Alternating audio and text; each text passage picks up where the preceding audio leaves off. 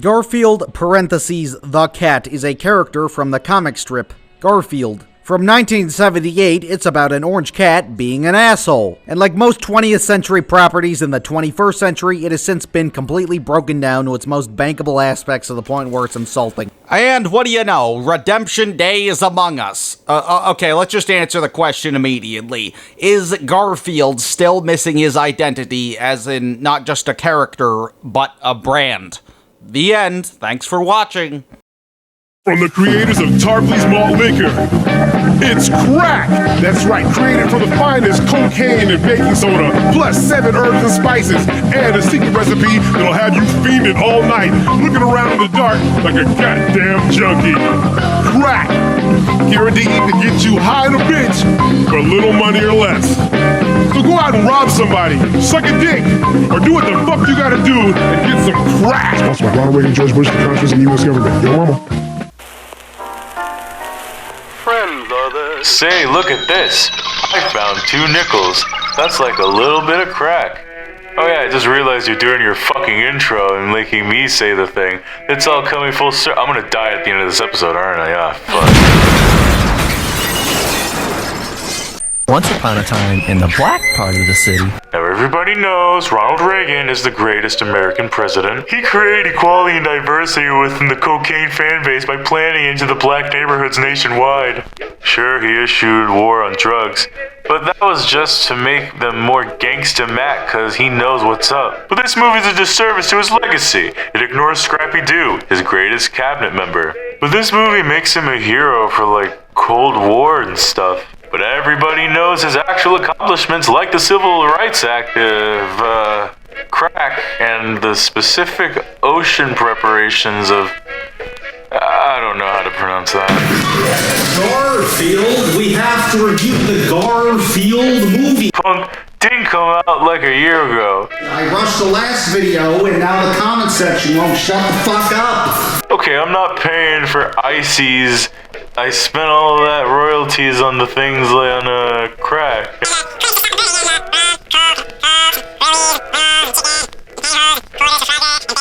Don't confuse the Garfield movie with Garfield the movie.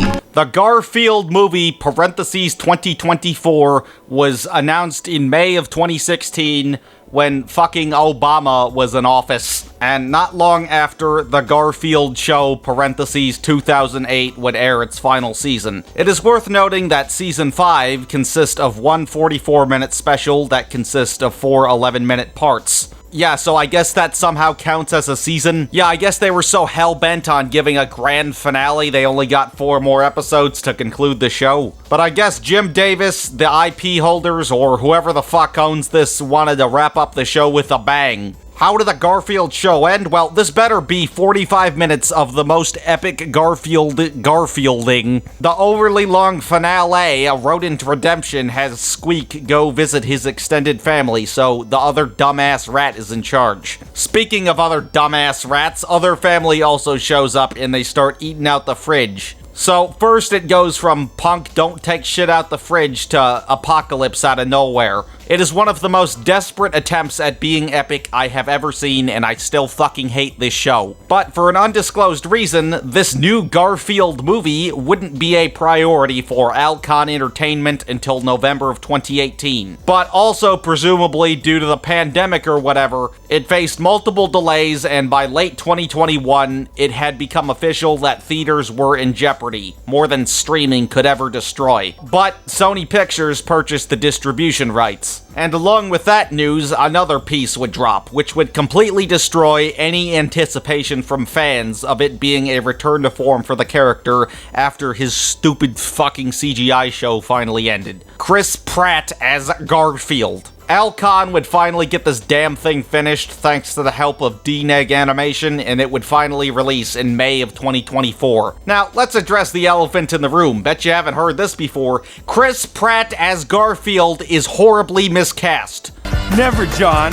Bury me in cheese! His Lorenzo music impression is worse than mine. Now, this is probably basic lore if you're not aware, but before Chris Pratt, Garfield had 3 prominent voice actors. Lorenzo Music, the OG, from 1982 to up to 2000 roughly, Music passing away in 2001. Although Garfield and Friends ended in 1994, he was still the main voice actor for the character, with the exception of the Alpo commercials.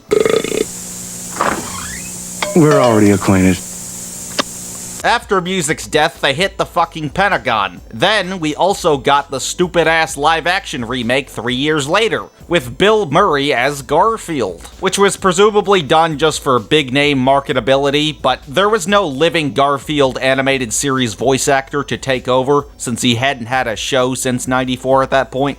But after A Tale of Two Kitties didn't make $1 Garfillion at the box office, it was time for Garfield to get devoted back to the direct-to-video market, which clearly couldn't afford Bill Murray. So who would voice Garfield? Well, Dr. Frankenwelker himself. Frank Welker is probably the oldest living consistently active voice actor as of writing. Thanks, kids. We'll be able to fix just about everything in time to open.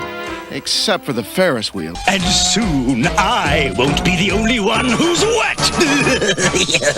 And he was also in Garfield and Friends, although voicing Friends, Bo Sheep, Booker, Sheldon, and Mort. But he was still a Garfield cast member nonetheless. So an absolute legend and former Garfield contributor got the chance to take over for the fat bastard. And as much as I hate the direct-to-video movies and the Garfield show parentheses 2009, Frank Welker does a really good job. I know what day it is, Nermal. Oh, come on, guess.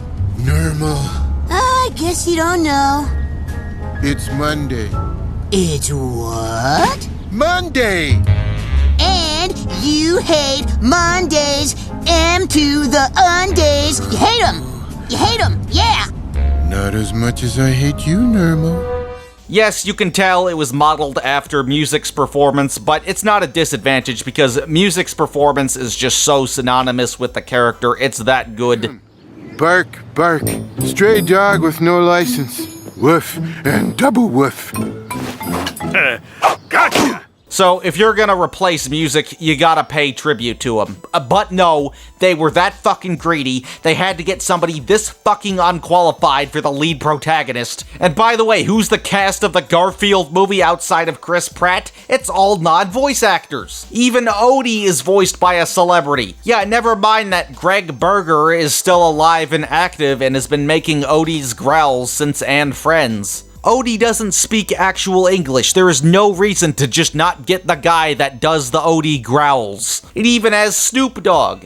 I swear to God, Snoop Dogg will just show up in any random bullshit for money. Guys, Snoop Dogg is gonna be in Paw Patrol the movie 3. The Garfield movie is not good for anyone but toy collectors, not kids or Garfield fans of any age. And if you're a collector that skipped out on the merch, then it's not good for anyone. But what Garfield fans are raving about the Garfield movie? Nobody. I have never heard anyone even make a substantiated defense of this movie. I've never heard anyone ironically defend this movie. You know how bad of an adaptation you have to be where not even the most diehard fans defend it? Oh, by the way, what's the fucking title of the movie? A bland, indistinguishable title for something that's already gotten theatrical adaptations. Don't confuse the Garfield movie with Garfield the movie. Not that simple titles are inherently wrong, but it can be a huge red flag, a sign of the empty void to come. Just about everything in this movie besides the animation is horrendous. The animation isn't bad at all, but this came out in the 2020s, an era where things like comics often get 3D animated adaptations adjacent to their 2D structural counterparts. This movie was announced a year after the Peanuts movie. There is no excuse. Hey,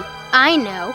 Let's go sin. I like it. Lots of 2D characters often look like shit in 3D because they were never drawn for a third dimension. Not that Jim Davis characters look like complete shit in 3D. Like I've said before, the Garfield show and the animated trilogy's art style does do a good job of making the characters into 3D geometrically, which I imagine was influential for this art direction. Huge missed opportunity to bring the comic strip to life with a huge budget. What's the plot? Garfield and Odie get captured, but then they're saved by some random posse, one of which of the members is coincidentally Garfield's deadbeat father. But oh no, Garfield's dad's boss won't let them go unless they steal a bunch of milk because she's a cat and cats like milk. The studios also like milking this property, so it's long-lost relative cliche crap mixed with a lame heist parody, because when I think Lazy Cat, I think Mission Impossible. I shit you not, they even licensed the Mission Impossible theme song here. Oh, by the way, they made Garfield's father, who abandoned him, voiced by a black guy. Crime, racism, subject, African Americans. The entire plot is similar to the Garfield and Friends era television special Garfield on the Town, which involves Garfield accidentally coming across his extended family. But this actually worked because there was some attempt at emotional sincerity and Garfield acted and sounded like Garfield. There's nothing wrong with trying to make a pure comedy with Garfield, but this prioritizes comedy despite trying to tug at your heartstrings with father-son bonding. If you're gonna have an animated movie with heart, you gotta substantiate the heart. It can't be like 2 scenes. The fact that there's so many original characters in the plot is just lazy from an adaptational perspective. Not that new characters in adaptations can't be appreciable, but if the originality overshadows the source material, then it becomes a huge issue. This is a Garfield movie. Did I show up for Vic, Jinx, a cat, Nolan, and Roland? Where the fuck is Arlene? Where's Nermal? Are they saving them for the sequel, even though they're pretty essential characters? Why the fuck aren't Arlene and Nermal milk hustlers in the struggle? Arlene isn't even in the movie. And where the fuck is Nermal? Oh, he gets 1 cameo with no plot relevance whatsoever. What do you mean, no fucking Nermal? God damn. He was the focus of the April Fool's Day marketing because the movie came out in May. But the fact that Nermal gets a single cameo sums up the entire film perfectly on not delivering for Garfield and not doing the bare minimum for fans. One of the main film locations is a farm, and you wanna know who isn't there? The cast of Orson's Farm! I fucking hate Orson's Farm / US Acres, depending on your region. But there's no reason for them not to be in this if a farm is important to the plot. It's a Jim Davis property. There is no way in hell that this could be a copyright nightmare.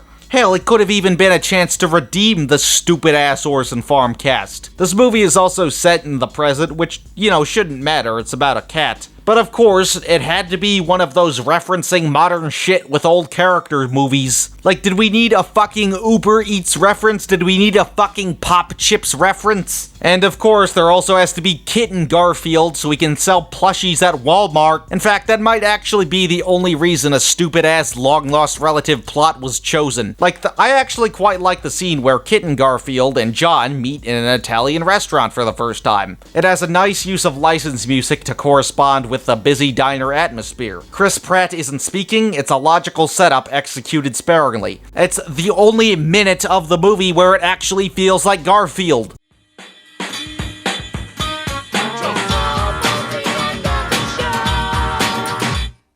I'm legitimately not exaggerating. What may seem just like a harmless, mediocre kids movie is a bloody diarrhea disaster that subverts your expectations for the absolute worst and refuses to do the bare minimum.